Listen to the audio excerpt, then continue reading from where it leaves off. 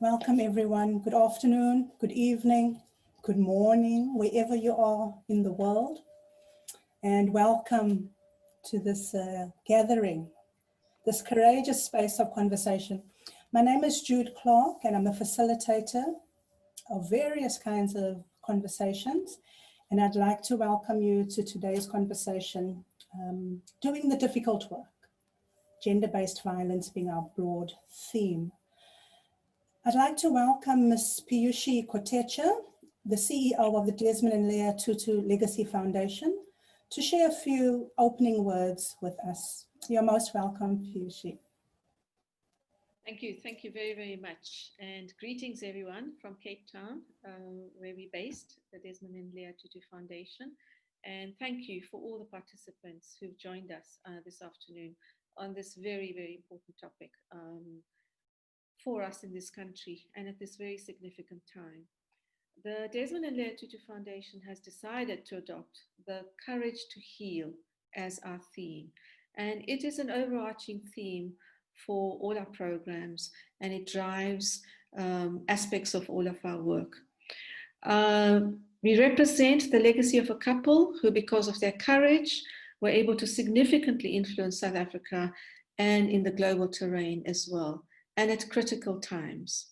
So we carry a very important legacy which our generation must carry forward on the important topics that face us. The Arch in particular was known, as you probably know, he was known as the voice of the voiceless at very significant times in this country's history, when Black political parties were banned and very many other moments in our country's history. But as Arundhati Roy points out, this phrase really implies the voice of the deliberately excluded, as this is what apartheid did. And post-apartheid, our country continues to muzzle, ignore the voices of the voiceless. And in this Women's Month, we particularly made aware of how women's voices are excluded from public discourse on critical issues that affect women. Shamila Batoy, the head of the NPA, has recently said that 7 women are killed in South Africa each day. And this is not the sum total of gender-based violence, but it is already an outrage. We must call this for what it is. Femicide pandemic is what it is, should be known as, and we must stop it beyond the moral outrages that are expressed in this particular month that we're undergoing.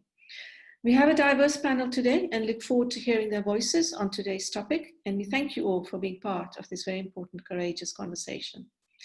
We're happy to have begun a partnership with the French Embassy as we do not wish this conversation to end today. We have very many days of significance in the country, and as with all of those days, Youth, Women's Day, Reconciliation Day, this is an ongoing issue for all of us. Between now and the 16 days of activism against violence against women and children, we will find ways to take the theme of accountability further. Accountability must matter, so watch this space. The roots of violence we see today lies broad and deep and can only be healed if it is properly diagnosed and the right pathway towards healing is recommended. The COVID pandemic in which we find ourselves has shown us how important it is to have the correct leadership, statistical, scientific, medical, and other knowledges to combat it. We must similarly develop a battery of courageous responses to address every aspect of this assault on our fellow women and girl children. It's encouraging in recent months the government has finalized the National Strategic Plan on GBV and Femicide and the Emergency Response Action Plan, the ERAP. And now we have a roadmap to appoint a National Council on GBV and Femicide. We're seeing encouraging signs in many sectors. For example, the post-secondary sector is now subject to new policies which have been spearheaded by the Department of Higher Education in this country. Many other organizations, such as COSATU and others, are mobilizing on this issue. Let's start a whole society response to this pandemic with the fortitude and determination that it requires. I simply want to say a special thanks now to Dr. Jude Clark for facilitating our conversation today and for guiding us in these last few weeks and for guiding us literally over the last few days and weeks. Jude is an expert facilitator in this field, and we look forward to an excellent conversation, an impactful conversation. I'm going to now hand over to the first counselor of the French Embassy, Mr. Emmanuel Suquet. Welcome. Over to you. Thank you very much. Thank you so much, Piyushi. And you can just call me. Thank you so much. And thank you so much, Jude, for facilitating these difficult conversations. And we're very happy as the Embassy of France in South Africa to partner for the first time, actually, with the Desmond and Leah Tutu Legacy Foundation, whom I think we all know very well. And it's a great honor, actually, for me and for my colleagues for the French Embassy to partner with you and to be among those eminent panelists who will be discussing with us today.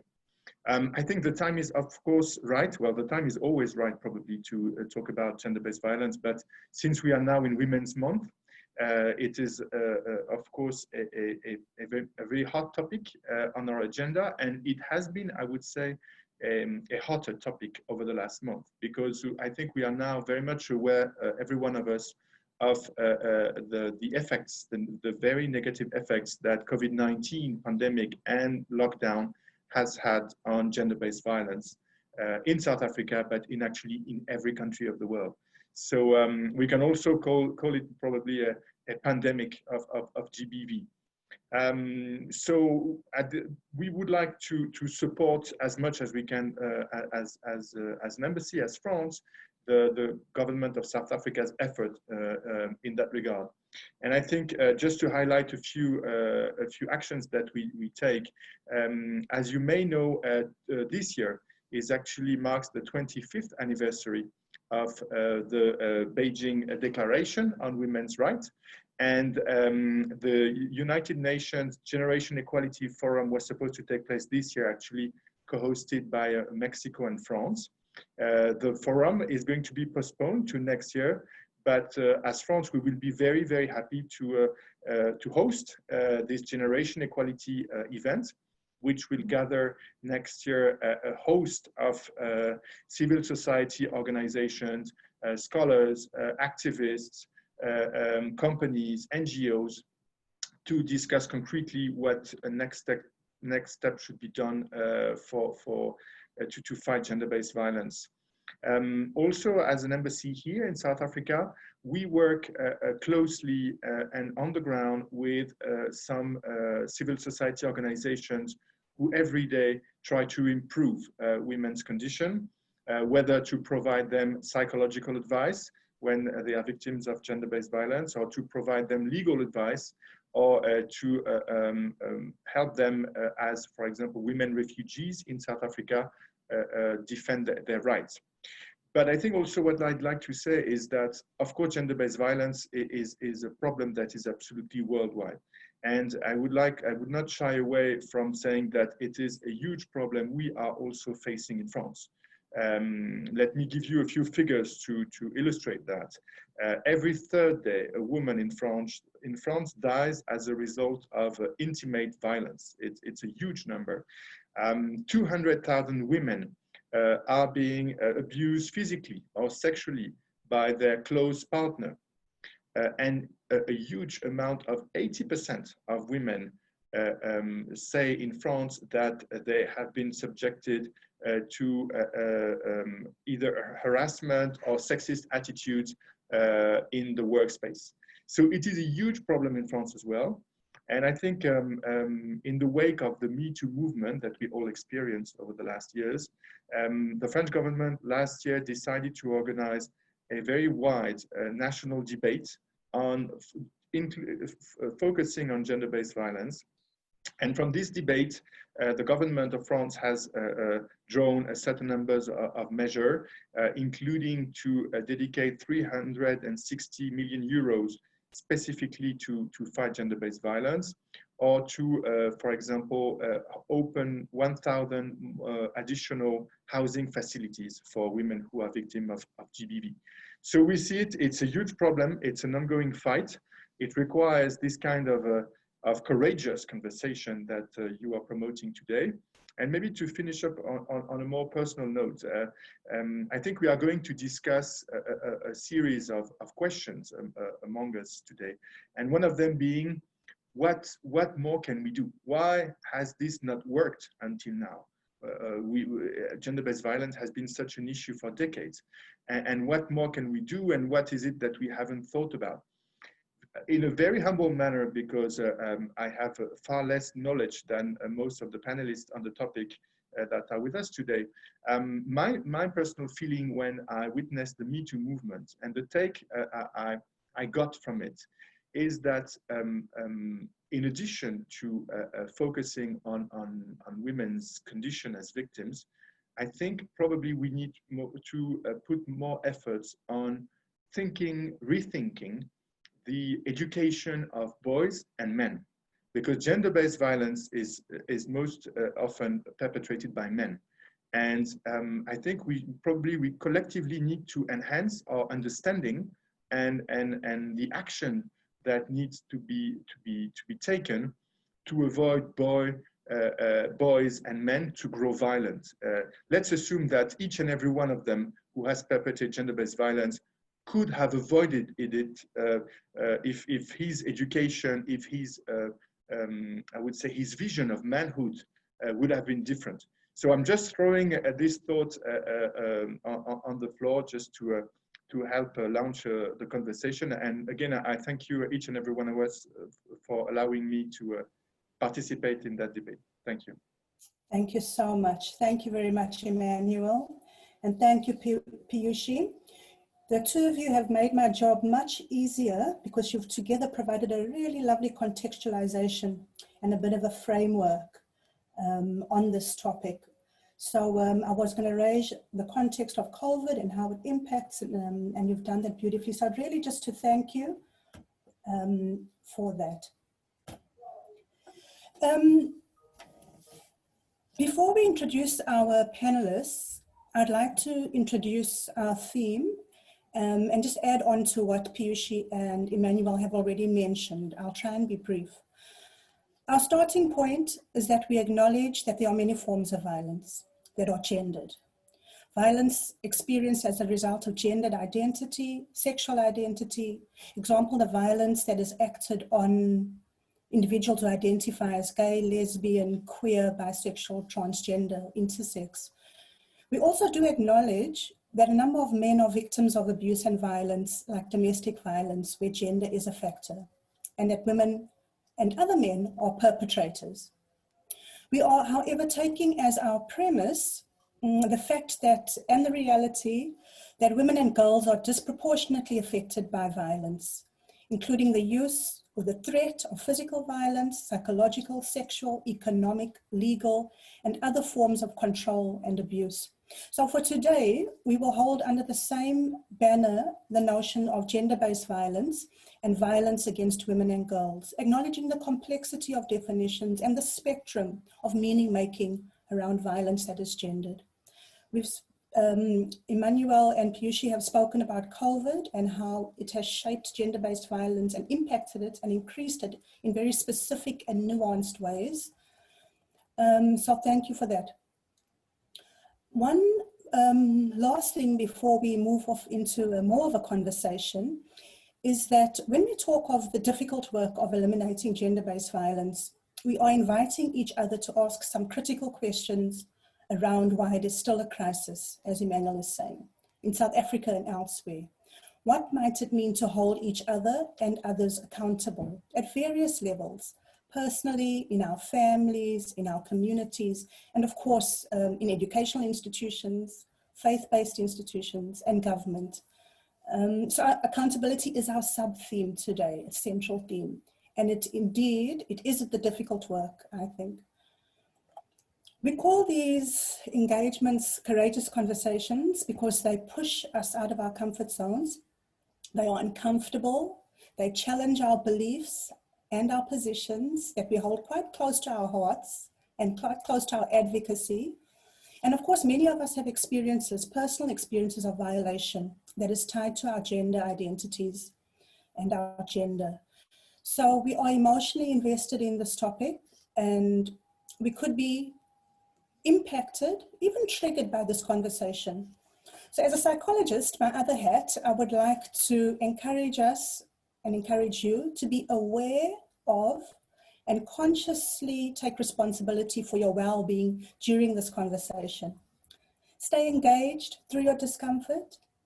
Speak your truth as much as you feel comfortable with. Be open to the truth of others. And let us try to listen to each other, panelists and audience, and all of us who are talking and listening, to be patient and listen deeply. Be aware of how your body is reacting. If you need to have a glass of water or do a stretch or some deep breathing, please do that. But mostly be curious about what the next energizing step towards eliminating this problem might be.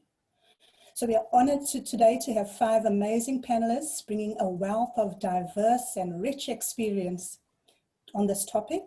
And we thank them for so graciously offering their time to have this conversation with each other and with us. So I'm going to give a brief description, introduction, and hopefully you can spotlight them in the Zoom. I'm going to start with Keitumetse Moutloatse. Keitumetse is an honors student in the social work department at Wits University. She's the founder and chairperson of Black Women Caucus. And over the past 3 years, Black Women Caucus has committed itself to promoting multi-pronged and cross-sectoral solutions to the social ills of the country, with a deliberate focus on gender-based violence and femicide in South Africa. She is the director of the Crisis of Care WhatsApp helpline, an initiative through Black Women Caucus that seeks to provide free and accessible psychosocial support services on WhatsApp. Keitumetse, you are most welcome. Thank you so much for joining us. As I was talking, I was realizing that I'm speaking really fast, and there are people who might think I'm speaking a different language. Good people, it is English. Just quick, and it's from the North Coast sugarcane fields of the part of South Africa. I will slow down. I'd like to welcome and introduce Khadija Patel-Allie. She's a mother of 6 and has a BSc in microbiology. Khadija is an emotional wellness facilitator, a counselor, and an avid community activist.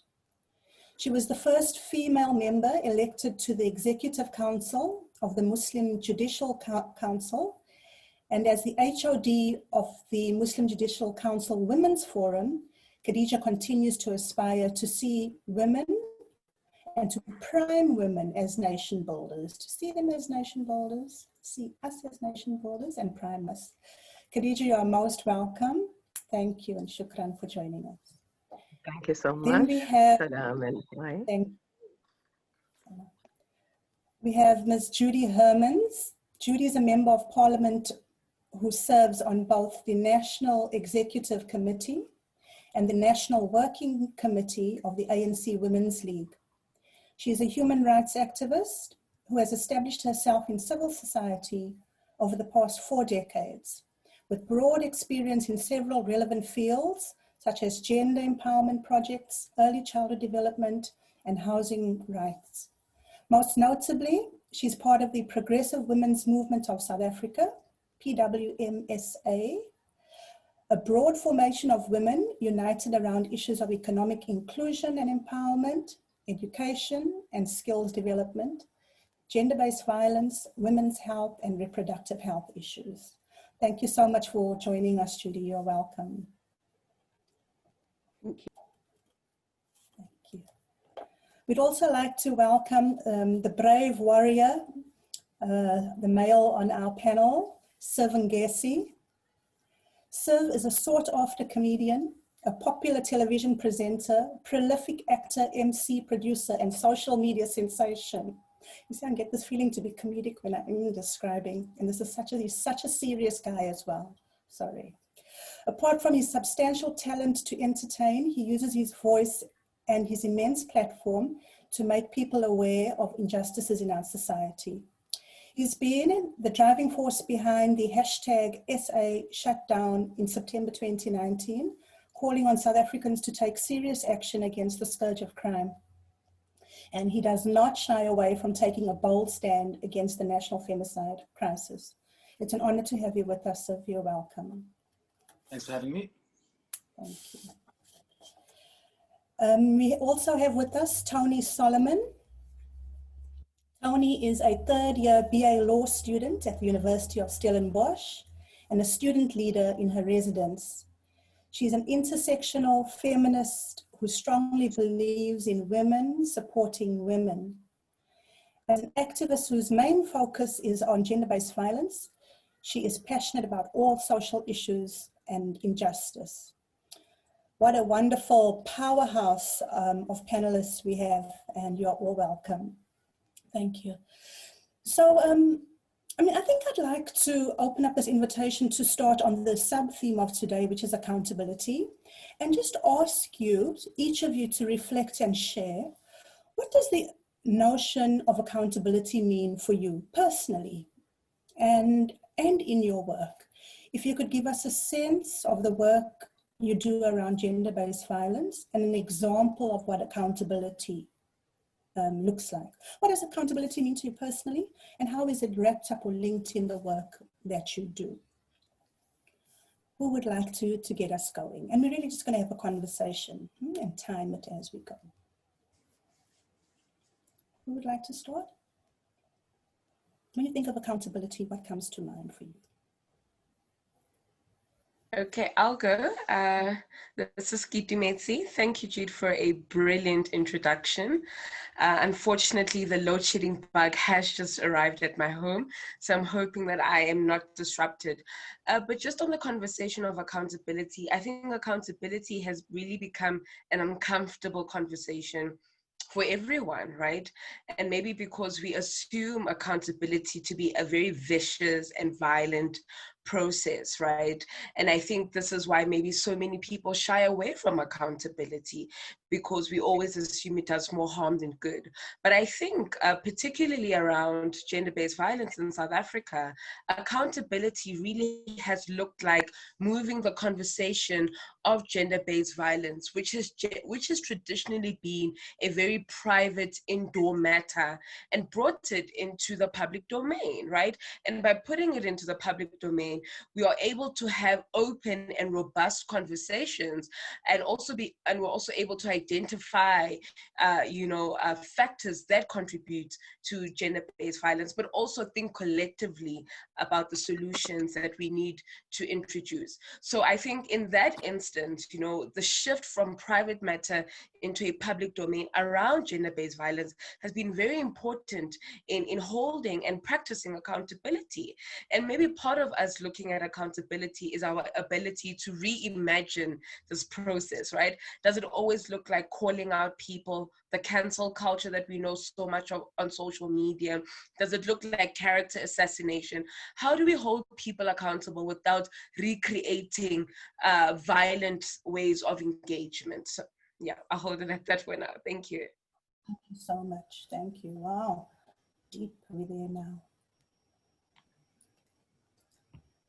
Other panelists, your view? Yes, so I'm Khadija Patel-Allie here. I'd like to talk about the concept of self-accountability.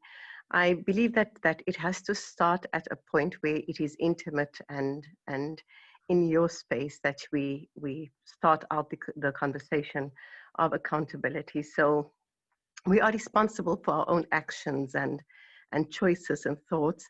And this is obviously a big measurement in terms of the accountability, because that is where the accountability of our own rests. And so we are the first and the last line for our integrity. We are the first and last defense of our integrity. So to speak around accountability, just in my position as speaking from a faith-based spectrum, with the Muslim Judicial Council, we have the need to keep our leaders, our faith leaders, accountable to phrase the words that are needed for our communities grow and to thrive and to heal. So making our faith leaders accountable is for me a very important concept that is needed in this fight or in our struggle to dampen down and to clamp down on gender-based violence. And it does mean, and I do believe that this is a place where we could discuss how faith communities can meaningfully engage to ensure that we get the message and we get the action pack rolling for this really silent pandemic that we are facing.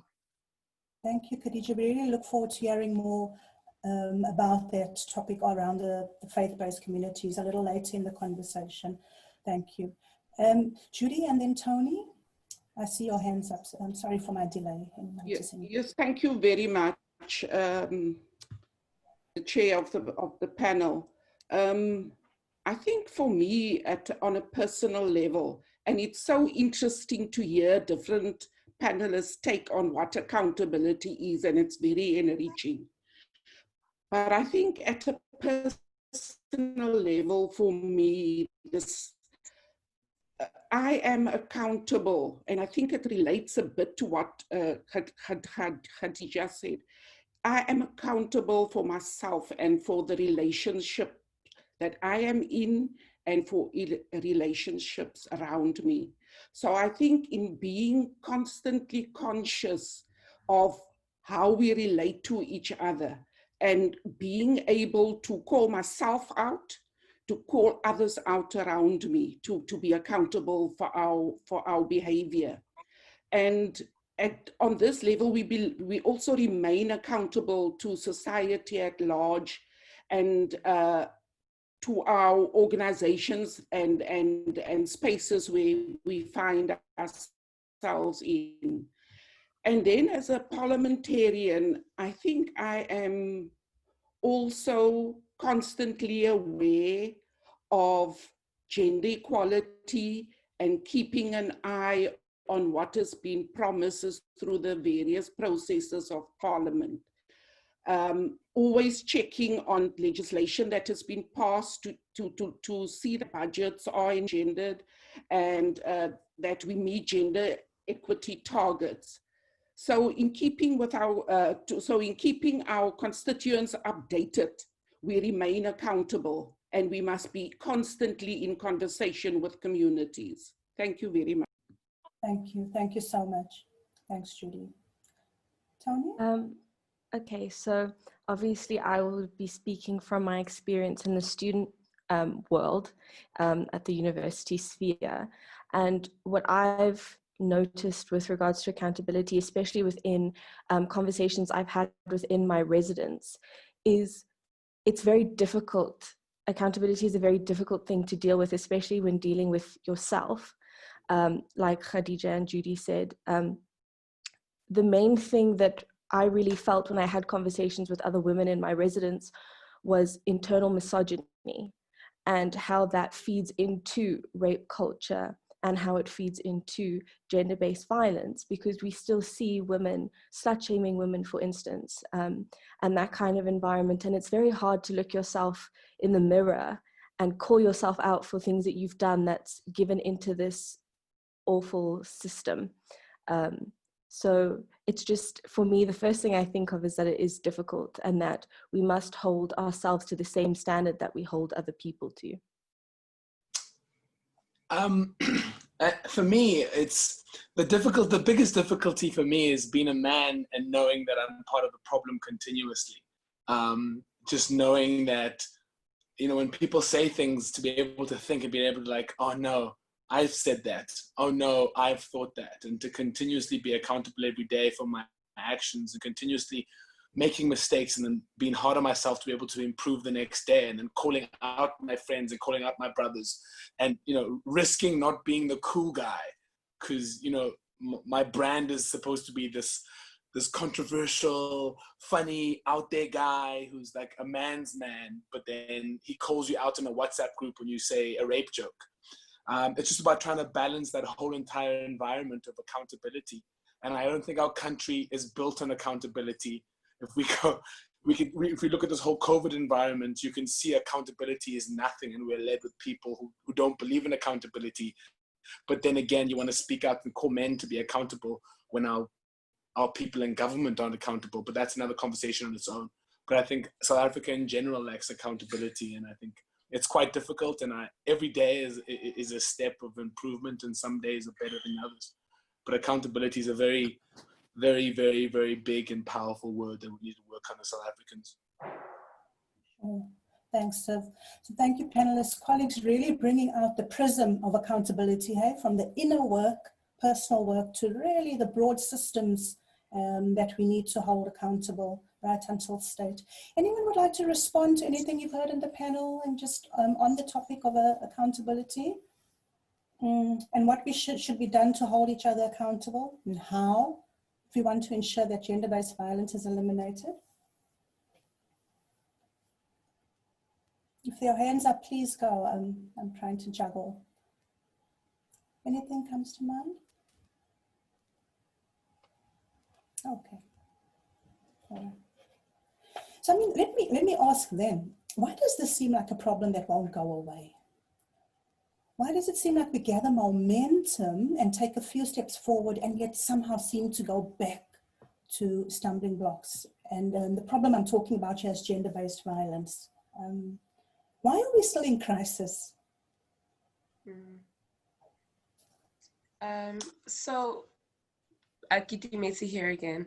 I think the crisis comes in, firstly, how our understanding and definition of gender-based violence. I think we have reduced it to only just physical and sexual violations on the body, right? And as a result, we are kind of limiting our intervention and the scope of our intervention, and are also limiting to a large extent the ways and the possibilities of imagining a different society. I think in South Africa in particular, it's very difficult to separate gender-based violence from a lot of the structural and social ills we see, right? The fact that South Africa comes from an extremely violent past does have long-term effects, right? Where we do see a normalization of violence in our communities. But even to take it a step further, you know, the fact that we still don't have equitable distribution of resources amongst gender groups is really problematic, right? Because before we even get into physical and sexual violence, you will realize that you are experiencing violence on a systematic level as a woman and girl child. And this, you know, the vulnerability created in society around us makes us almost targets of gendered violence. And I do think, you know, I want to emphasize the idea of normalization, right? Because the prevalence of violence in our communities and in society indicates to us that to a large extent, we have normalized violence, right? And many a times, people still think and still use violence as a way of maintaining social cohesion, right? It's always understood that you are violent to someone else in order to discipline them or to put them in a particular box or so that they behave in a particular way. And this is done in intimate relationships, in the household, at school level, university, and even at the state level. And so the idea that violence is used as a system of governance, right, is really problematic. And it is permeating into society and also reinforces violence that we see happening on a very micro and intimate level. And I do think this is also where the conversation of accountability gets pulled in, to say, how do we hold perpetrators of violence accountable if the institution and the society in itself almost appreciates, right, or almost rewards you for violent behavior? I think this is how accountability needs to look like. How do we bridge the micro and the macro is where the conversation should really be. Thank you. And you've taken it right there. Yeah, quick, you know, she just said something that really hit home. I was in Stellenbosch 3 days ago. If you don't know, Stellenbosch is just student town where Tony's actually at the moment. And I left an apartment, and then I got a phone call about 20 minutes later, and this group of ladies had said that their next door neighbor had been beaten by her husband. And I was upset because I wasn't there, because I'm known for for putting men in their place with my fists if they hit women.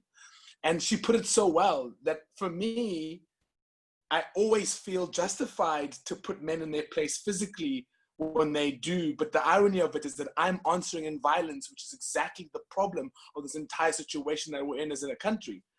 And after last week's, what happened, I thought to myself, I have to do more. I can't answer with my fists because there's just too many people to hit at the end of the day. But Emmanuel said something earlier which really shocked me. He said that they have a problem in France because every 3 days a woman dies. Those stats in South Africa would be an improvement. A woman dies every 3 days in France, which for us, I can't count how many women we lose a day in South Africa. So yeah, the whole speaking in violence thing, I'm trying to be a better man every day, but I speak with my fists very fluently, and it's definitely a problem, and needs to be addressed, and I have to be accountable about it. Showing us the size and the scale and the challenge. Judy? Yeah, I think, our campaigns against gender-based violence are too confined to happening on a certain day, at a certain time, in a certain month. We speak about a whole year-round program, but you don't see it on the ground. You don't see constant programs. And I think that if we, speaking as a politician, if we must tackle gender-based violence the way we tackle working towards an election campaign, for instance, where you go door to door, where you speak to people one-on-one, where you try and solve their problems. But we are confined to like having this type of conversation because it's Women's Month, and there's not enough momentum to carry us forward so that we every day, every month, we campaign as hard as we can. Thank you. Thank you. Judy, do you think that lack of momentum is a reflection of a lack of political will around this theme, or what is the reason that it's a once-off or an event rather than the ongoing that we all desire that you mentioned? I think there is political will, but we are like children with ADD, The next month something else catches your attention, and you're looking at issues of heritage. And in the next month, every month every day there's something else. So I think the plans are all there, but we fail to implement it. And maybe there is a lack of political will in us as parliamentarians and society at large. Thank you. Thank you for that honesty. Khadija? Can I? Oh, sorry. You go. Go ahead, Toni. Okay, thank you. I just wanted to say, from the students' perspective as well, whenever we've taken part in protests and had discourse about it, there's a strong frustration amongst all of us of why are people only having conversations about this now? Why is it, like Judy said, only a certain day or only a certain month when this issue isn't new? This has been going on in South Africa for decades. And it's frustrating to hear there are systems in place, but kind of just nothing is being done about it. Okay, but people are dying. It's like, what? It always takes so much to just have the conversation, but it shouldn't take so much to just have the conversation, and it shouldn't take so much to do the action itself when people are dying and people are suffering. And so every time I have conversations like these with people, that's why it's just continuing, because there is no accountability whatsoever. No one is being held accountable. The perpetrators aren't being held accountable. And when they are held accountable, it's not to the degree that they should be held accountable. So yeah, it's just, from my perspective and from a lot of people my age, it's kind of just a whole level of frustration. A lot of students feel like we are doing so much work, but we aren't being supported by people in leadership at universities, for instance. Yeah, maybe just to give a bit of my take on this. GBV is a global, it is a global pandemic. I don't even have another word to call it. And as such, it is also an intimate space happening. Yeah, generally, it is an intimate space happening. And what is accompanying it in terms of emotion would be secrecy and shame and guilt and many things that speaks to the humanness. So victims find themselves in one kind of space, and perpetrators are strengthened by the silence of victims. And oftentimes when we look at gender-based violence, we understand that it is a multifaceted approach that is needed. And we can talk about the concept of accountability often, but many a times speaking about accountability really places one sector in all of this in a compartment, because when we speak about perpetrators, oftentimes the account that is given to a perpetrator very seldom speaks to the violation that has happened. So I'm Toni, I'm with you in understanding the kind of frustration that we are having, and there's a need for a base level, for something to be happening at a very fundamental grassroots level, from individual to individual, not in big events, but that we are able to touch people in such a manner that they are interested in being part of the action plan to stymie, to really bring down gender-based violence in our country. It is really a phenomenon across the globe, but we understand that living it here in South Africa, with the extent of crime and violence attached to other spheres of our society, makes it almost overwhelming. So we pray that our conversation will have outcomes that we can really plan and put action to, inshallah. It would be lovely to have a sense of what some of those actions are across that spectrum, from the personal, domestic space that you're alluding to the macro that Keitumetse was also talking about, to state that Judy was talking about. So thank you for that. I want to ask, and maybe just two of you. So, the big so, what are the conversations you think we are not having that should be had? We're calling this a courageous conversation, but what are we not speaking about or silent about that we need to draw up all our courage and go there? Are there such spaces or topics or that we skirt around but that need us to talk to in order to get into the center of a possible action? This is just my question. It's me again. I definitely believe the conversation on the economic participation of women and marginalized groups is a conversation we generally overlook when we speak about gender-based violence, right? And I say this looking at COVID-19, right? And if we look at approximately 2 million people have been retrenched since the start of the national lockdown in South Africa. 2/3 of those people are women. But on the same spectrum, on the opposite end of the spectrum rather, we look at the amount of social relief that was provided by the state, and 2/3 of that was received by men and not women. So already there is gender discrimination in terms of resource distribution in society. That also places women in a disadvantaged position, which kind of limits their economic participation. And as a result, we still do see a lot of dependency on women, on their partners, right?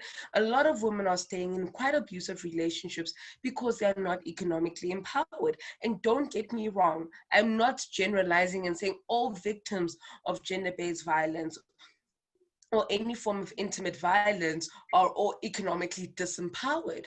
But a healthy and a large proportion of that number is economically disempowered. I mean, even if we look at our shelters, right, and we look at movements such as the National Shelter Movement, a lot of the big issues that come out is that women are not in a position to take care of themselves economically, right? And as a result, find themselves trapped in abusive relationships. One of the panelists spoke about the culture of silence, right? We have such a bad culture in South Africa, and I think in the world more largely, where women are almost trained at a young age to keep quiet when violated. So it has almost been normalized to not speak about a sexual violence or any form of violence. In the chat box, one of the attendees raised an issue about someone speaking about an act of violence that happened to them 18 years ago. And does that form of violence still hold weight? Do we still hold such people accountable? Of course we do, but we should also normalize speaking. That is really important. Thank you. Thank you. Is there a hand up? No. I want to just thank you for that. You know, I can feel the emotional heaviness and the size of the work. And perhaps now is a point to help energize us to ask you, how do you keep going in this kind of work? Toni, Khadija, Sir, Judy, Keitumetse. What is the life-affirming energy that keeps you doing this struggle that seems so challenging and so, you know, draining, I want to say? What keeps you going? If I may, go ahead. Thank you. Okay. Judy, Thank you, sir. What keeps me going, I think, is my own childhood memories of living with domestic violence. You know, the fears and the hunger from financial, that's my background, it drives me. And additionally, I strive for a world in which my granddaughter doesn't need to say to me when I ask her, why don't you take a walk to the gym that is less than a kilometer away?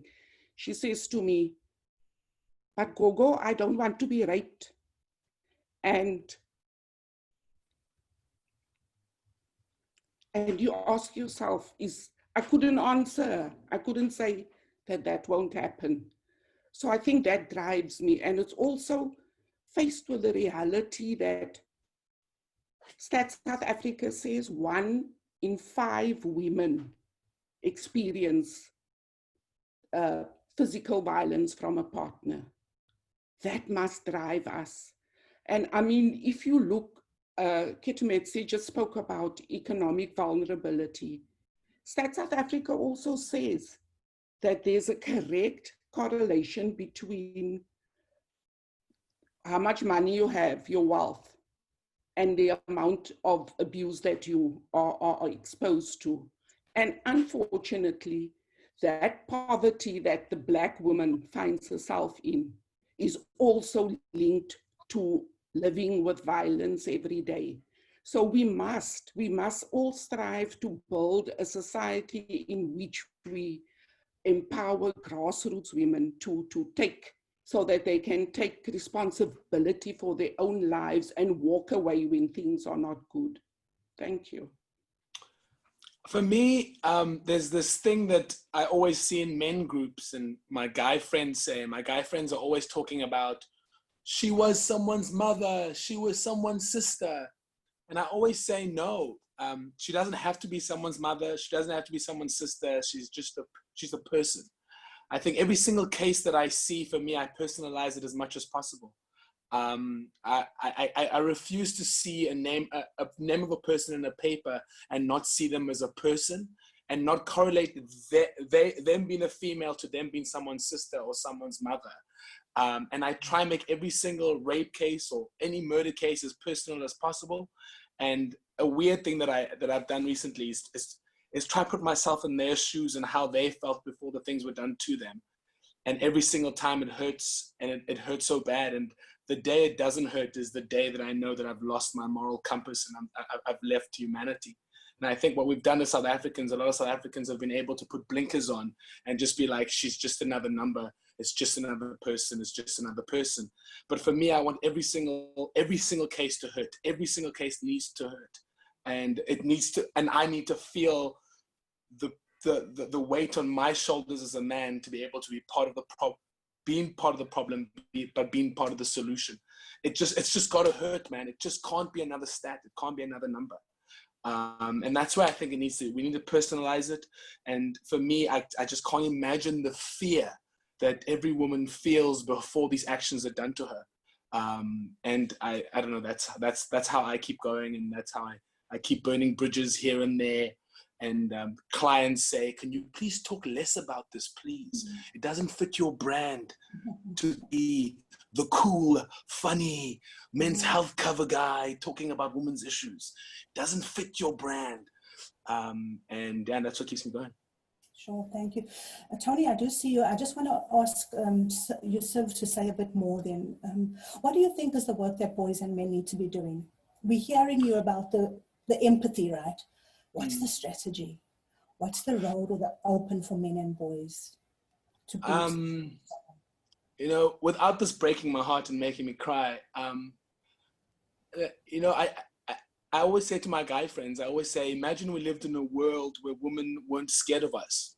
Imagine we lived in a world when you were in a club, the women aren't in groups of 5, and you don't have to approach a group of 5 women as one man. Can you imagine what kind of world we'd live in if they just didn't fear us? I talked to my guy friends last week. Like I said, I tweeted this. I said, do you know when she comes over to your house, no matter how many times she's come over to your house, she's told a friend where she's going. She's given her friend a live location. And my guy friends' minds is blown. I think we've got to simplify the fight. I think we've got to simplify it to basic respecting other people, treating people the way you want to be treated. And I think for me, it's just about trying to explain to men that you don't just respect a woman because she's hot or you want something from her or she's your mother or she's your sister. And I think we've got to start them small. We've got to start them small. We can't let society raise our boys. I was raised by society. I can see the internal little fights that I have continuously. I started boxing from an early age. And what I've learned from boxing, the discipline and all that kind of stuff, it sounds weird, but I've learned a lot from being in boxing. And I'm part of this organization that gets kids into boxing as much as possible to teach them the discipline of how to treat other people as well. But I think we've got to start them small, teach them from a very early age the principles of being a man, not the principles that you learn. There's many bad habits I've learned as a Xhosa man from being in the bush to become a man, from a boy to a man. Some poisonous things that I have learned, that even saying that, if a Xhosa man is listening to me now say that, they will definitely lambaste me and drag me on social media. But we just got to start small and we just got to build them up. I do think I think my group of men, some of them are beyond fixable at the moment, and we've got to personalize it as much as possible. Thank you. Thank you. So hearing a lot of unlearning as we learn differently as well. Toni, your hand is up. What keeps you energized? So for me, it's the fact that I myself am a survivor of gender-based violence. So, you know, there's this, when I went through what I went through, I didn't want to speak to anyone about it. I didn't want to acknowledge what happened to me.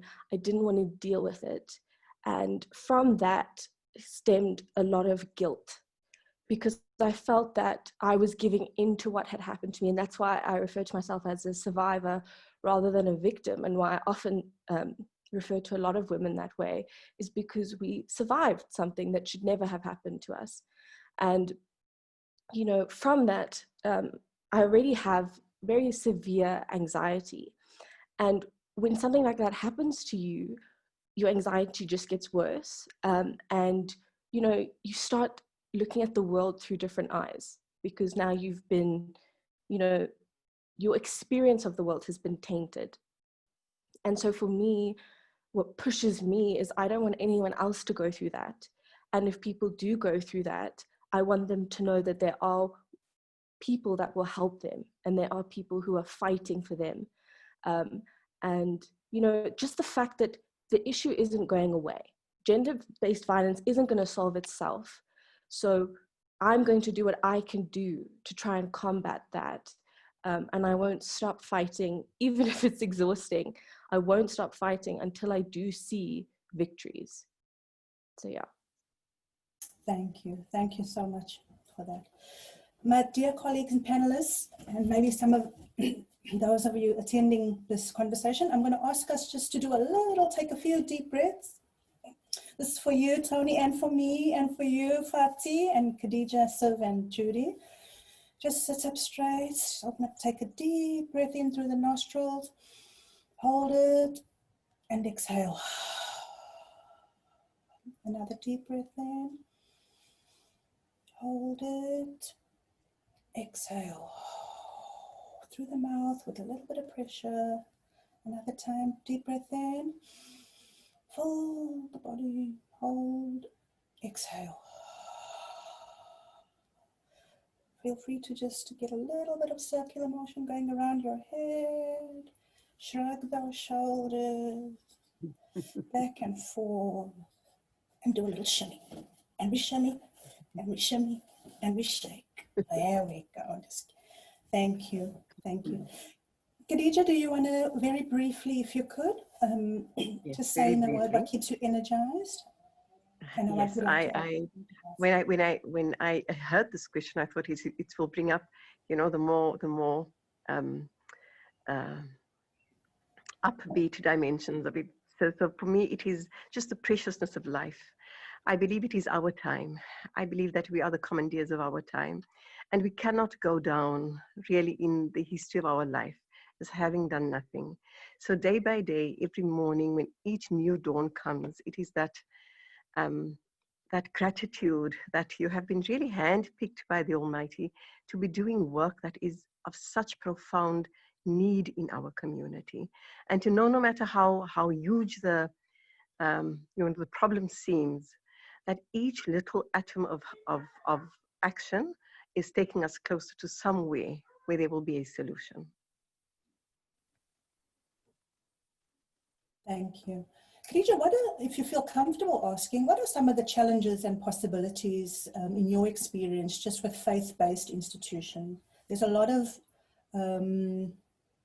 discussions happening on social media right now just around patriarchy in faith-based institutions and the link to violence.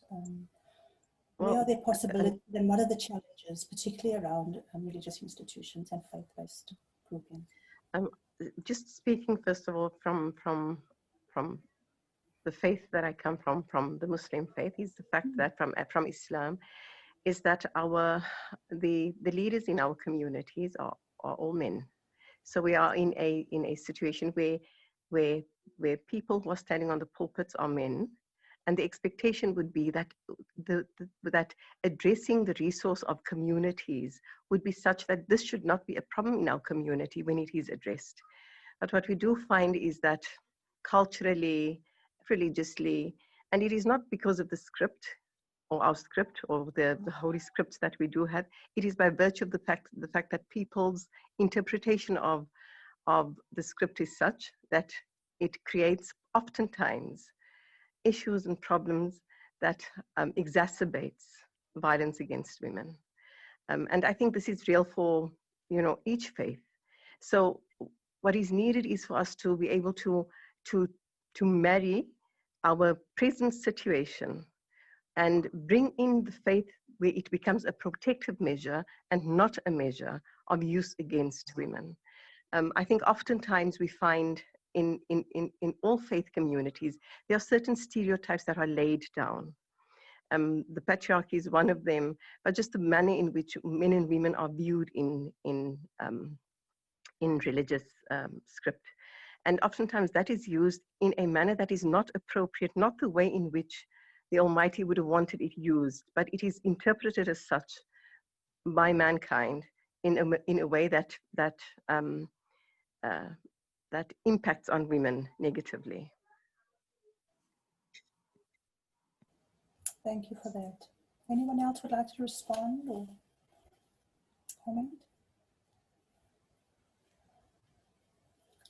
Toni, in your particular space of universities, you did already allude to this, but what are some of the obstacles or the open paths that are already helping end the violence on campuses, gender-based violence?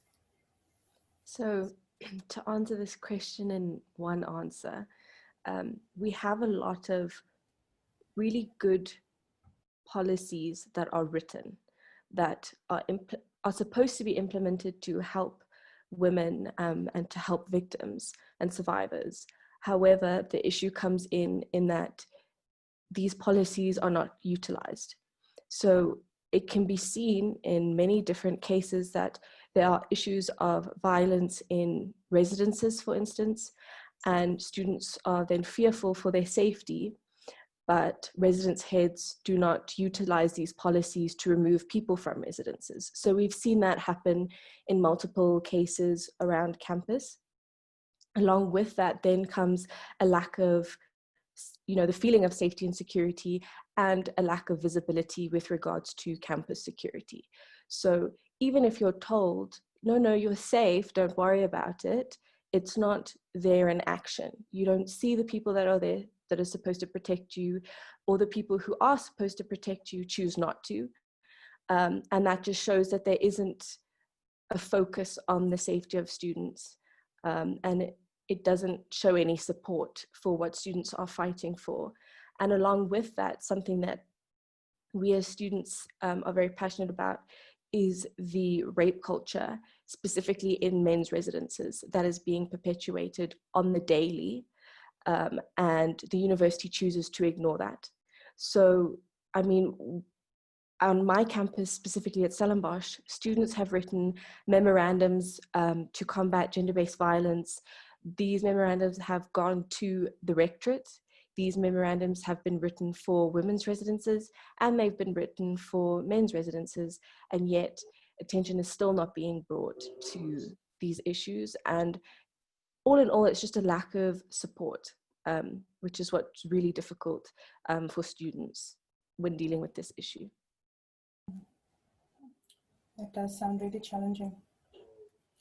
Keitumetse, you're also working in the area of youth and young women. There's Girls Caucus, Black Girls Caucus, and young women's groups. Are young women responding to sort of movement building and interested? Or? Definitely. I think, if we look at the fact that we have a national strategic plan on gender-based violence and femicide, which was approved by our president in April this year, if we trace back the origins and we look at the activism and the mass mobilization that that's taken place over the past 6 years, you will realize that students and the youth of this country have contributed largely to the discourse on gender-based violence and femicide. Movements such as Roads Must Fall, Feeds Must Fall, RU Reference List, I Am 1 in 3, Remember Kwesi, were all movements that were, that were dominated and were present in institutions of higher learning. But also we are seeing younger girls, really, such as Khadija Patel, who are really taking to the forefront and bringing about consciousness on the prevalence of violence, even at basic education level. So I do think, probably one of the biggest challenges, or rather the mistakes we make when we think about gender-based violence in South Africa in particular, is that we tend to neglect a very important narrative of the collective power of women and how that's really advanced a lot of the interventions we are seeing on a micro, meso, and macro level. Is it enough? Of course not. But I do think it's a very powerful place to start, right? And also what movement building does, right? And what we've seen in the past 6 years is that movement building gives birth to new language, right? And many a times how we perpetuate violence and gendered violence in our communities is through the language we use, right? The language is still very patriarchal, it's still very demeaning to women and other marginalized groups. And so what we've seen in movements such as the total shutdown, such as Rhodes War, is that we are giving birth to a new feminist, gender conscious language, right? Is this language like new, is this like new words we're creating? No, but we are finding more meaningful and more gender conscious ways of communicating with each other. And I think we should not also neglect that, you know. I know Judy, Honorable Member of Parliament, Judy spoke about, you know, probably the lack of consistency in terms of addressing and fighting gender-based violence. But I think it's also very important, and this is what Khadija mentioned, that the struggle, right, and the ways in which we choose to intervene when it comes to gender-based violence will not always look like some huge event that gets a public following or that is broadcasted on national TV. But some of the most pivotal interventions are the interventions that will probably never make it to a tweet or a Facebook post, but are happening and are deliberate in changing the ways in which we interact and relate to one another. So definitely, I do believe that, you know, particularly in Women's Month, that we need to really start appreciating and celebrating a lot more where we come from in terms of our interventions around gender-based violence. And the reason why I emphasize this rather is that these are the kind of stories that inspire us to continue moving forward, right?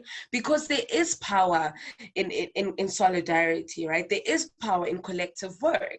And the National Strategic Plan is the realization of years of mobilization on the streets, in Parliament, at the union buildings, women, men, members of the LGBTQI community, people living with disability, coming together and forging a document that truly seeks to provide solutions to addressing gender-based violence. And the nice part about it, it's costed solutions. So there is a budget, you know, associated with that. And these are things that as someone who's in the feminist movement can really come out and say kudos to it. And I really believe that, you know, there's our understanding of movement building is still very young, in the sense that we still think it's the young girls because we are radical. Sometimes we're not afraid to be topless and, you know, really advocate for almost the most extreme things. And that's part of, you know, creating feminist realities, is to think beyond what you currently see. But even in that, our movements require older people, right? Because we need to be able to create intergenerational solutions and interventions to this problem. Because in some way, form, or shape, we are all contributors to gender-based violence.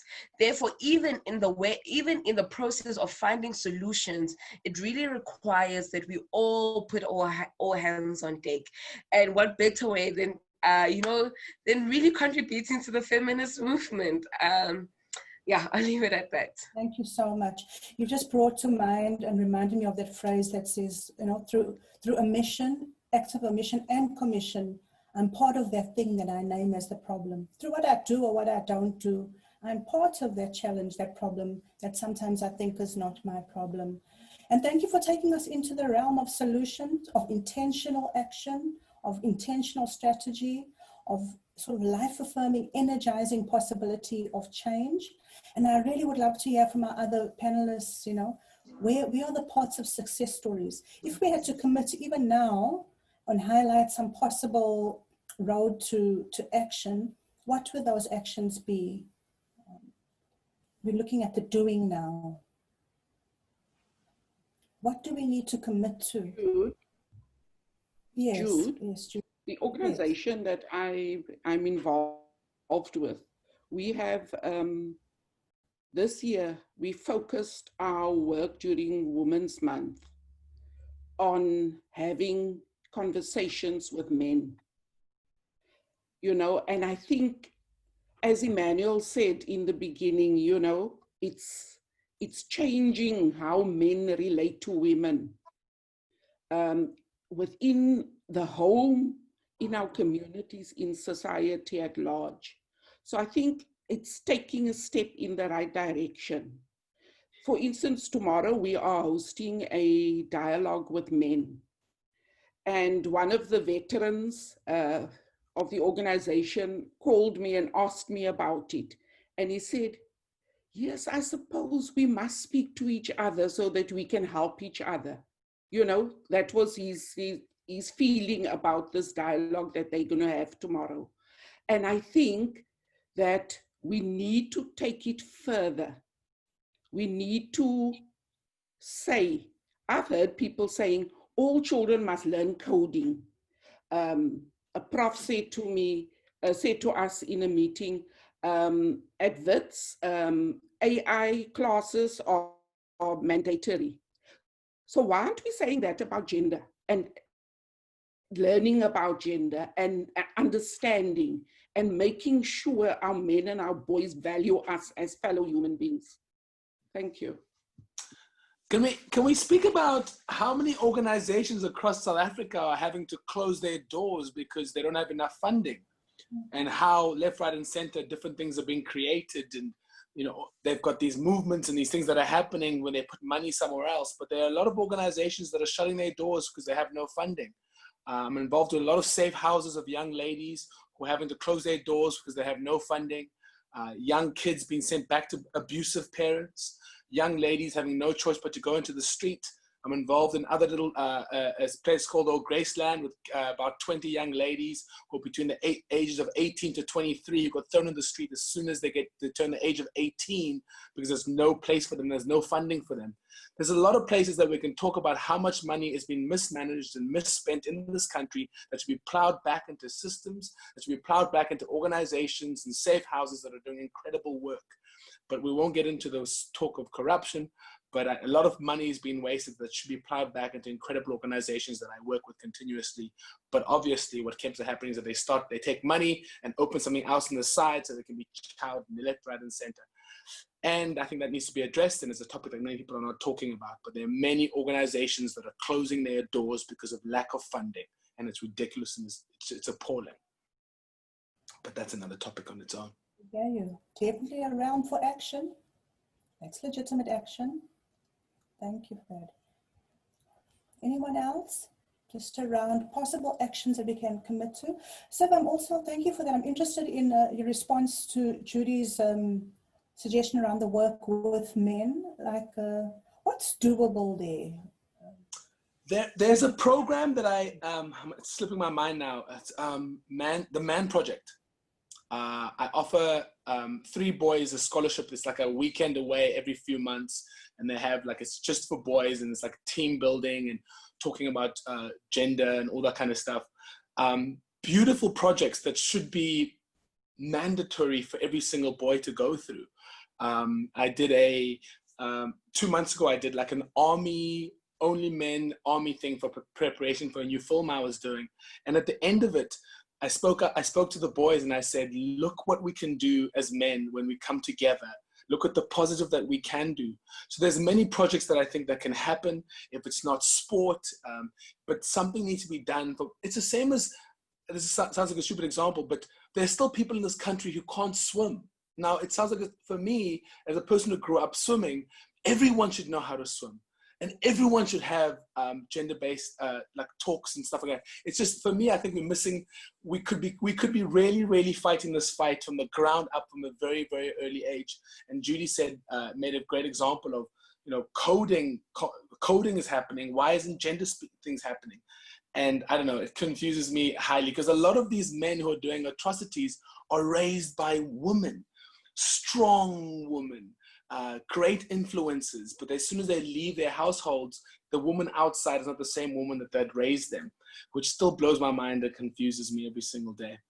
But projects, people getting involved, and I know for me, I really do badmouth the government a lot, and I'm unapologetic about that, but I think the private sector should get involved. The Old Mutuals, the Caltexes, the DHLs, all these big companies should get involved in creating projects and programs as well. Thank you, Sir. Colleagues, can I read one or two questions that are coming up in the chat, and feel free for anyone to address them. From Mlingane Poswayo saying, society teaches boys and men that they are superior to women. The biggest insult to men is to be told that he is a woman. Why is this so? So that's the first question. There's a question around the idea that men are created equal to in the sight to God. Sorry, I'm misreading that. I'll just move to the next one. Here's a question from Faith Kaba. Even if we are advised to get out of toxic relationships before the worst happens, the system waits for an assault to take place before they even consider it. How do we change the system? The two questions are there. Any responses from the panel?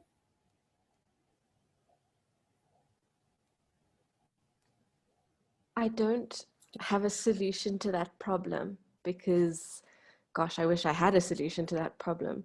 But in my studies as a law student, I have seen so many cases that deal with this problem, where women come forward and report, that they feel that they're in danger, and it's not taken seriously because there's no evidence. And it's heartbreaking. But I do think the only advice that I could give is just still do what you're doing, still leave the relationship, still protect yourself, still do all the hard work, because even if those police officers don't believe you, someone else will. And if you can't go to the police, go to a foundation, go to, Tears, for instance. They deal with cases of women being survivors of gender-based violence. Go to family if you feel comfortable going to your family. I think find support for yourself, because even if, unfortunately, the perpetrator is not going to be held accountable, you still need to do what feels right to you. You still need to protect yourself in any way that you can. And unfortunately, that just goes with a really bad policing system, and then with that comes recidivism, and all of that. So yeah, that's the only thing that I could say. Thank you for that. Can I? Yes, go ahead. Oh yes, can I just a follow up to that? I think the question around, or I'm not sure if it's a question or if it's a comment about leaving toxic relationships and, almost waiting for the worst to happen before we can act. I think a very important element of the conversation we shouldn't leave out is how do we capacitate institutions, structures that are really meant to hold us and to protect us. The idea that we have such a corrupt SAPS is really, which is the South African Police Services, is really a big blow to us in terms of the gender work we're trying to do in terms of eradicating gender-based violence. Also looking at institutions of faith-based institutions, right? In many households, right? I mean, the fact that we've got about between Friday and Sunday, we've got about 70 people, 70% of the South African population engaging in some religious activity is an indication that our faith-based organizations play an important role in society, right? And so we also need to find ways of making our faith-based organizations the safe home that they are intended to be, right? Because the way society is currently structured, many survivors and potential victims of violence don't want to go to the hospital, nor do they want to even go to the police station. So where are our secondary and tertiary sources of support? And I think the church, is such an important institution. And so we need to also find ways to make the church a lot more attractive. Over the past few years, we have seen that the church has gone under immense scrutiny. And I use the word church as a symbol of all religious institutions, that, you know, that they have been very complicit to a lot of forms of violence that take place within the church and outside the church. So I think we need to be able to restore faith back into these institutions as places where people can come and find comfort, but also where people can come and find shelter and guidance and support. That is extremely important. Thank you, Keitumetse. Looks like I've frozen. Any other comments from the panelists, just in response? Yes, Jude. Yeah, just to mention as well, you know, that from our pulpits, again, faith communities, and I'm so in agreement with you, Keitumetse, is that from our pulpits, so much can be done. People, if no other time, at the time when for a Muslim it is going to the masjid, you know, for a Christian it is going to church, but they are finding themselves in a space where they go for spiritual growth, balance, healing for themselves. It is a space where our faith leaders should be taking up this challenge. If it is that we are talking about men being the perpetrators mostly of gender-based violence, we should be talking to faith leaders and priming them in the language that is needed, as well as in the message that has to go out to our communities, both to the women and the men in our communities, as well as the other dimension of it is it.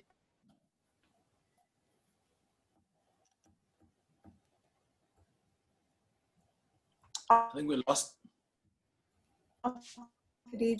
That could anyway be given the safety. Are you with? Am I on? Freezing a Yeah. bit. Mm-hmm. Yeah, so it could become within the faith sectors. We could create the sisterhood that could become the places of safety for our sisters and for women who are survivors of gender-based violence as well. So just from my side, that yeah. Thank you. Thank you. Can I just add on to that? Along with you know, faith and religion, I think a big thing that would help is academic institutions, because from my experience, it's not only higher education institutions that aren't supporting women and young girls, but it's schools themselves.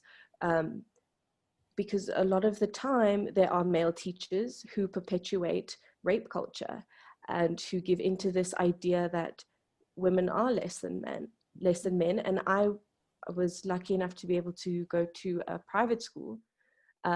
But unfortunately, in that private school, we were told that as girls, we weren't allowed, we had to wear shorts under our skirt so that we wouldn't distract our male teachers.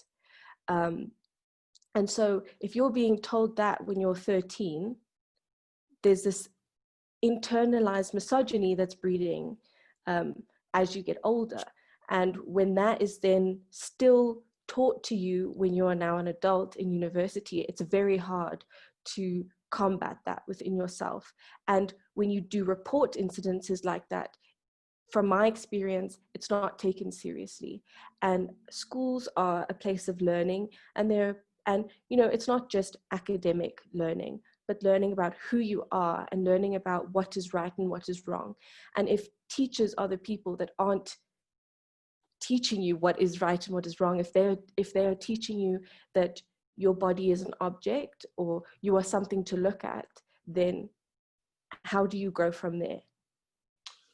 Guys, I know the topic is about gender-based violence, but I think if there were no women in this country, men would still be murdering men. So a lot of the times we're trying to fix the gender-based violence issue, but a lot of the times we're not trying to fix the men in our society.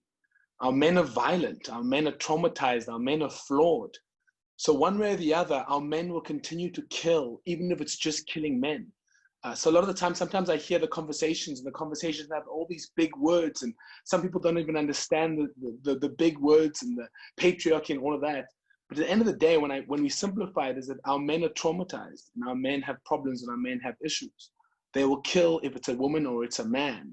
And I think those are things that we need to speak about as well, of just not necessarily here, but our men are just traumatized and violent as hell. and we answer and speak in violence. So this whole thing is so multifaceted, and we have such, it's just every time, the more you ladies, women keep on talking, the more I listen, and the more ashamed I become, and the angrier I become, the more this conversation goes on, and the more hopeless I feel, the more we talk.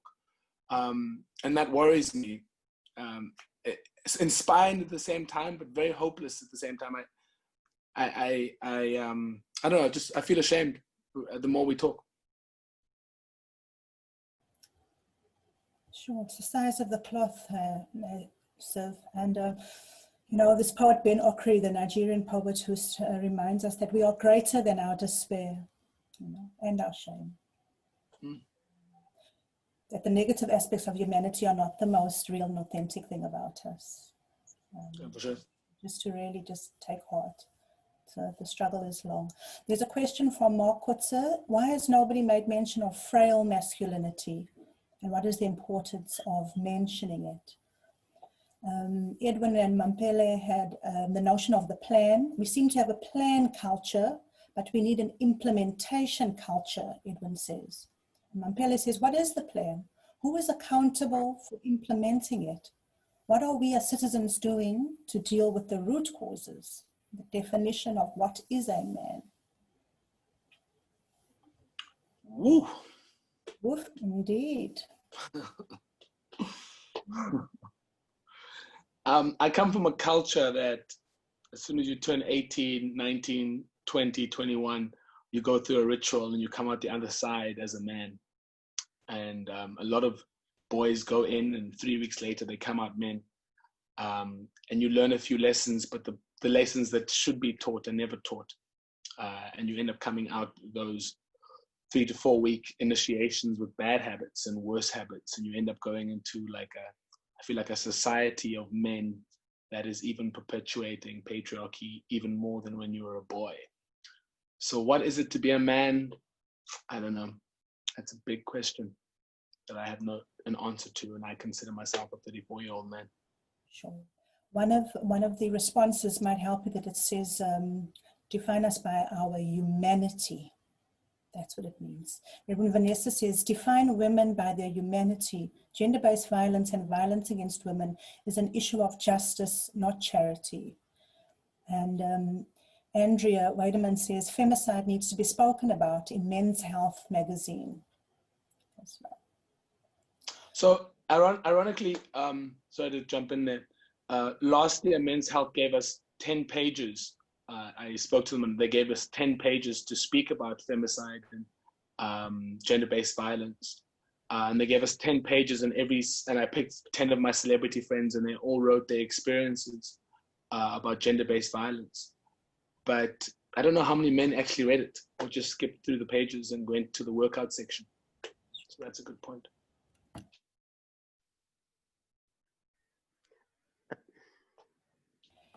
From our panelists, anything that you feel is sort of burning or rising for you that you'd like to contribute? Jude, have we given any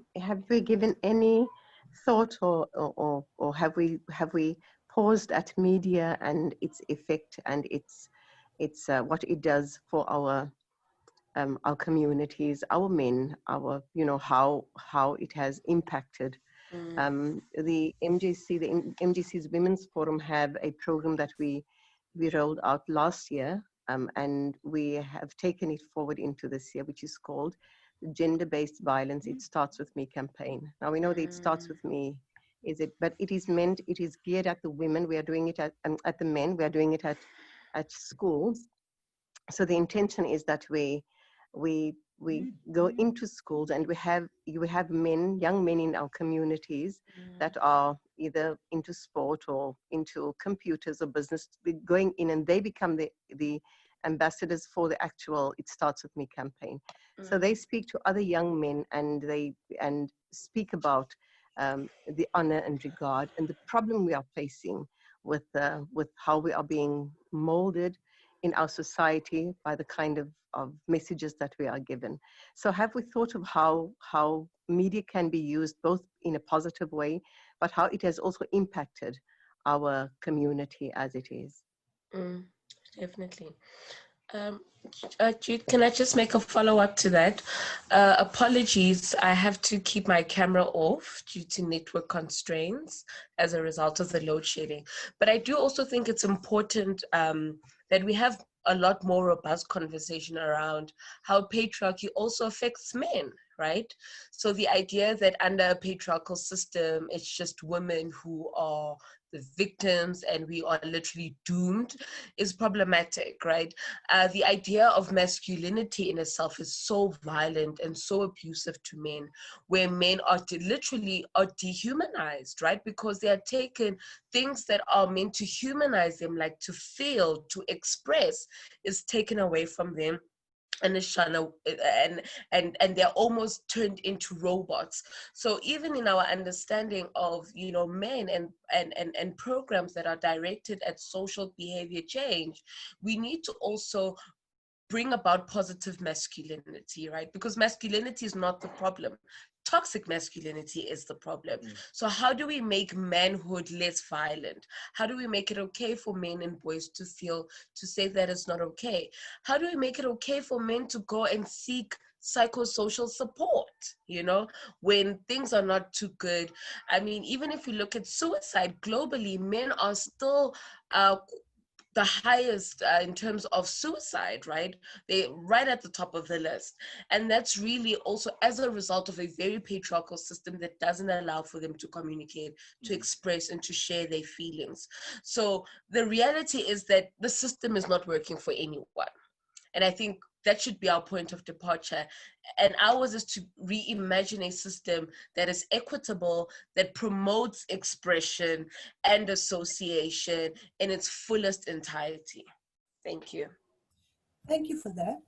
In practice, though, Keitumetse and panelists, what does that reimagining look like as an action, if you know, on the ground, as a project, as work, as a implementation? I think just to follow up onto that, I think I mentioned the importance of language earlier on, and how language is such an important tool because it governs the ways in which we engage with each other and how we build relationships. So immediately when we think about language and how the ways in which you communicate, that is an important starting point. Also looking at representation, you know, the media. What are we representing? What propaganda are we feeding people? You know, what imagery are we normalizing? You know, I mean, we go on South African local soapies, and every second soapy has a bad guy who's extremely violent but has a hottest chick on his side, which is a very problematic narrative because it almost looks like violent behavior is rewarded with a pretty woman, you know, and that is really problematic. So looking at the media, how we tell our stories, who tells our stories, who speaks on whose behalf is also equally important. Thank you. Thank you. Judy, anything that's coming up for you? Any comments? Toni? Not at the moment. Thanks, Jude. No. Somebody, Reverend Vanessa, is saying to all panelists, really great, thank you. Education, prevention, emergency intervention, and advocacy. And then internalized oppression and PTSD. We should not underestimate how apartheid has affected and infected us. And so a lot of validation and affirmation for the responses from the group. Thank you very much. There's a question, Siv, why don't we relook at initiation rather than the learning? Sorry. To relook at it. That's a difficult one. Gender justice, excuse me. Sorry, to repeat that? I didn't. That the initiation can include gender justice and learning around gender. See, the things that we do in the bush as a Xhosa man are things that were done hundreds of years ago. So implementing gender-based things, that would be, if that could ever happen, I'd be very, very surprised. Being able to put in things, disinfectants and all that kind of stuff has just come in right now. So that's definitely a conversation that needs to be had. But like for me as a 34-year-old man, I can only be involved in those talks when I get to my 60s. Do you know what I mean? Because they're not going to listen to a 34-year-old. But definitely that needs to be re-looked at, and the conversation needs to be had, because those 4 weeks, they have us all there. There's so much they could teach us. There's so much knowledge there that they could share. And if anyone who's watching doesn't know, but a Xhosa boy or a Tutu boy, when the age of 18, go to get initiated, and they go away for about 3 to 4, 5 weeks to become men. And there's a lot of things that they learn there, but a lot of the times they don't learn the important things of becoming a man. But it definitely needs to be ruled like that, but they wouldn't listen to young boys like me. You have to be an elder for them to listen to you, but it definitely needs to be looked at. Sure. Thank you. So just also to say that there's quite some lovely challenging happening in the chat just around the notions of whether men are violent. And I'm reading into that, like inherently violent, or also some questions around the role of the judiciary. And there's a question around being provoked when violence gets justified. What advice do the women have to the question, I hit her because she provoked me? Toni? Yeah. My advice, first of all, this made me very angry because to justify, first of all, violence isn't the answer for anything. I know Siv spoke about how he's a boxer and he solved a lot of problems that way. In my mind, violence is never, ever the answer. If someone is perpetuating an act of violence against you, you returning that, unless, self-defense, because, the justice system and all that. But for someone to even bring up the idea that their act of violating someone's safety, bodily safety, is justified because they were provoked, that in itself tells you that you cannot reason with that person. That person's morals and values are already in question. And in order for someone to make that decision and tell themselves, you know what, it's fine that I hit a woman or I hit a man or I hit a non-binary individual, it's fine because they provoked me, you can't say anything to that because that person will feel that way no matter what you say to them. And that is the problem with the system. It's the problem with the aggression in our society and the violence in our society. So I honestly, my advice is to walk away, because that person needs to be reformed, and we don't have it in our capacity to do that to everyone who makes poor decisions. And that's why we need accountability in a level that individuals cannot provide. Thank you. Thank you for that. I just want to note a comment from Tobeka Dorto that is just raising the point around talking to children, parents speaking to children around sexuality and sexual conversations, and that parents take the responsibility to raise kids with communication of what matters and how to behave. So just talking about socialization there, and that the greatest challenge, she says, is that women are abused by individuals they trust, partners, friends, fathers, uncles, neighbors, church members, teachers, etc. So thank you for that comment.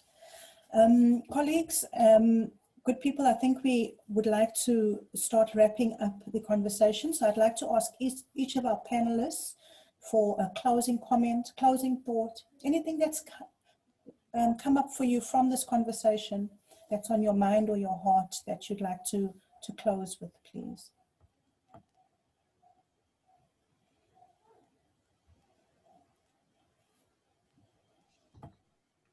Jude? Yes, I Judy. think for me, if you look at where I come from as a member of parliament, we have very progressive laws that deals with the issue of gender-based violence. We have a budget, as Keitumetse was saying.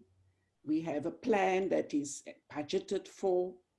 You know, legislatively, seems like we are in a good place. But why is it that with all those laws and all those plans and all those budgets, things are just getting worse? It seems as if we are not making progress. So I think the legislative environment, if we wanted to inhibit people acting violently towards each other, there must be a very clear understanding of society that I will be found out, I will be reported, a case will be opened against me. There are laws that is going to act and that's going to punish me, and I'm going to be responsible for my actions. So that means we can't just legislate away our problems. You know, we need to hold people accountable. So I think as far as that is concerned, police officers and magistrates, the judiciary who fail to comply with their obligations should be held to account in terms of provisions of the Domestic Violence Act, for instance. So but that is just one area that deals with law enforcement and the judiciary. So government, you know, when the president spoke in the State of the Nation address, he was speaking about social compacts a lot. And I want to believe that if you listen to Keitumetse about the social compacts that led us to where we are now with having an action plan, you know, that is a step in the right direction. But those social compacts must also ensure that we hold each other accountable totally, as civil society, as government, as partners to achieve a safer world, a world where a woman doesn't have to feel unsafe to walk in a street at night, where she must have somebody with her. She must tell about somebody, as Sif said, where she's going, you know. So it is only through that social compact and holding each other accountable that we will achieve that. Thank you. Thank you so much. Thank you for that, Judy. And there's some comments coming in just about finding the balance between preventative and reactive measures and holding particular theologians accountable when it takes people a long time to come forward with cases of sexual violence or rape. Thank you. There's a question around what is the connection between patriarchy and gender-based violence, and I think that we have attempted to answer that, you know, holding the macro and the micro and the various domains in which gender-based violence is experienced, from economic to intimate partner violence. So I hope we've done some justice to that question, Renee. Thank you. A closing comment, insight from another panelist, please.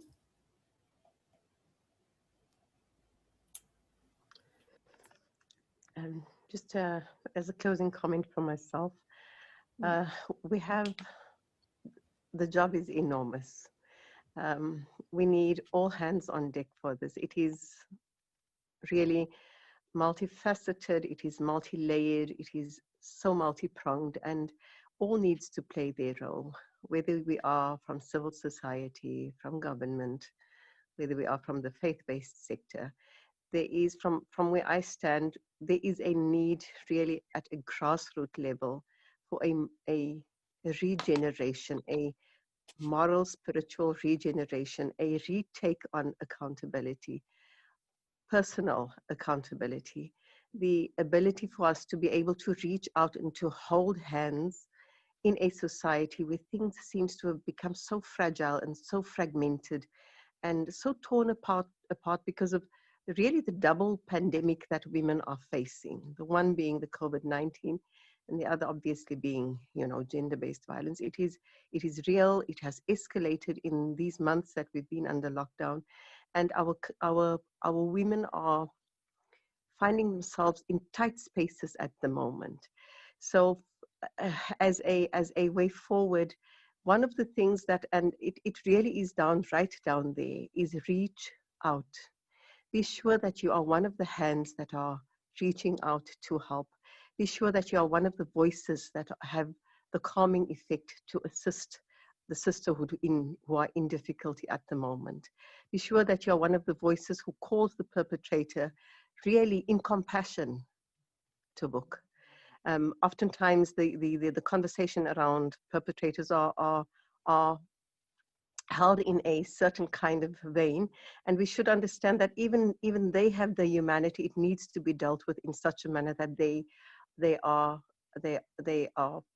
offered the opportunity to healing, so that they can be reintegrated as healthy individuals in our community.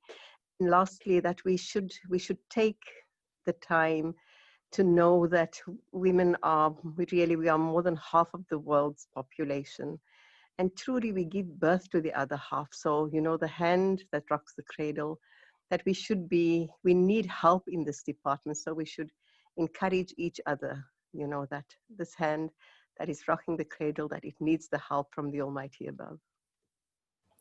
Thank you so much. Thank you, Khadija. I think my closing comments are really just to always have faith, right? I know in a moment when things seem so bleak, social media doesn't help, the TV doesn't help. It almost feels like every day we are expecting some really horrible news of whatever manifestation it is. I think that there is something very courageous about being bold and hopeful in a time that seems so if there's a word to describe that. I'm really hopeful. I believe that through collective action, through collective work, through collaboration and partnership, we all have something to contribute to ending the scourge. There is no practice or form that is superior than the other. It just means that we need to find ways to make this gel, and really just to have a violence-free society, because the reality is nobody deserves to live with fear hovering over their heads at all times. But I remain hopeful. I remain blessed. I remain highly motivated to continue the fight. Thank you. Thank you so much. Thank you, Keitumetse, and thank you for encouraging us to keep hope alive. Thank you. Toni, yourself? I think what I want to say is something I always say. This issue is an issue that affects everyone. I don't like the idea that certain men, not all men, but certain men feel like it's not their place to speak about these issues. This is a topic that does affect everyone. It should upset everyone, regardless of the fact that majority of the victims are women and people who identify as queer. I don't like, there's this whole idea going around that you only fight battles that you're involved in. And I just want to encourage everyone that fight battles because they need to be fought, not because you're involved in them. So yeah, thank you. Thank you so much. Thank you. Really profound, Toni. Thank you for that. I firstly want to say I don't feel worthy to have been part of this panel. I've done a few panels over the last few weeks, and I always end the panel uninspired, because usually they have these political style people who are very PC and who don't want to say the things that need to be said. And I just want to say, Judy, you weren't that. I just feel you guys are incredible, man. Like I'm pretty inspired to keep on fighting. I'm pretty inspired just to to try be a better man, to try and unlearn continuously, to try and do better. And I think being part of the conversation, I feel like I was a person who was just sitting here learning and taking it all in. So I really appreciate all of you. Proud to be an ally, really here to be able to be used in any way, shape, form, or means. I'm honored to be able to be called out when I need to be called out, and I want to learn and unlearn everything that I have learned. So please, any of you need anything, I'm not perfect. I'm trying to be better, but I'm really, I want to get my hands dirty and really want to get involved. So thank you so much for having me. And I'm still ashamed to be a man, and I'm trying to feel better about being a man at the moment, but it's not going very well. Thank you very much. Thank you, Siv. And I think in addition to Toni's encouragement for hope, that we also offer ourselves and each other compassion in this journey. I think Benokri says we are, each of us, co-saviors of this world in which we live. But we must begin here and now, in solitude and together, and to really just keep the energy. I want to thank everyone who has attended this amazing conversation, for the energy, the intellect, the emotional presence that our panelists have brought, your personal experience, your knowledge. Thank you so much for your time and your humanity in this ongoing courageous conversation, and your courage to share. Thank you to everyone who has been part of the conversation, in your energy, in listening and sharing, for your challenging questions and comments. And it's been a privilege for me to accompany you on this conversation. It would be lovely if somebody from the foundation could please give us a closing thanks or comment. Would be great. Thank you, Piyushi. Thank you, Jude. This has been a very touching and a deep conversation. It has been raw. It has been honest. I use the word touching. Different kinds of justices have been explored. We've gone across the class, race, institutional lenses in this conversation. We've talked about the economic empowerment as a necessary factor for women and girl children, and the narratives have been not only just moving but empowering as well. I think we have to own that space, and thank you, and thank you to Siv as well. Deliberately we chose the majority of our speakers, as I said at the beginning, to give voice where the voices aren't heard in the ways that we need them to be heard. And I think it has been acknowledged that, you know, we are a very vulnerable society.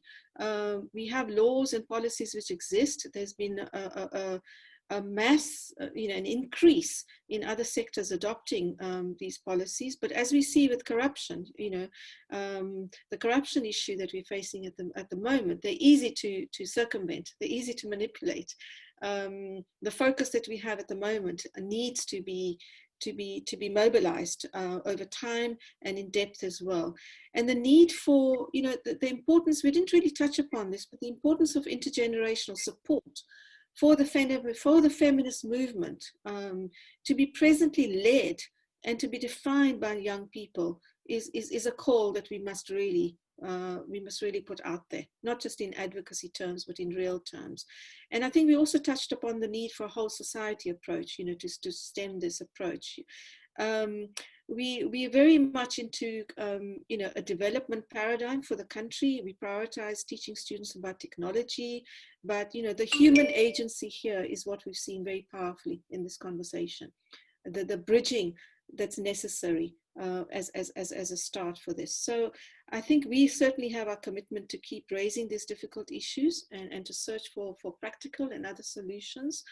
And I'd just like to thank you very much, Jude, for facilitating this, and all our wonderful speakers. Thank you again. And to our partner, Emmanuel, in joining us in this partnership from the French Embassy.